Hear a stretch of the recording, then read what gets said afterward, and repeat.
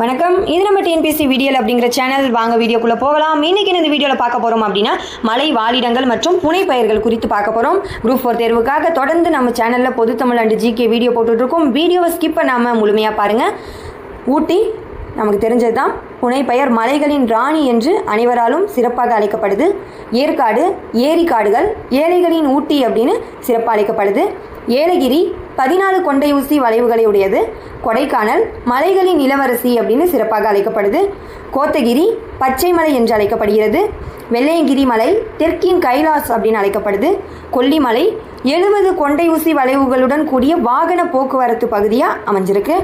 ஆனைமலை உயர் விளிம்பு. மேகமலை உயர்ந்த மேகங்கள் குவியும் பகுதியாக அமைஞ்சிருக்கு. ஜவ்வாது இயற்கையின் சொர்க்கம் என்று அழைக்கப்படுது. அவ்வளோதான். இன்றைக்கி இந்த வீடியோவில் என்ன பார்த்துருக்கோம் அப்படின்னா மலை வாழிடங்கள் மற்றும் புனைப்பெயர்கள் குறித்து தெரிஞ்சுக்கிட்டோம். நெக்ஸ்ட் வீடியோவில் பார்க்கலாம். தேங்க்யூ.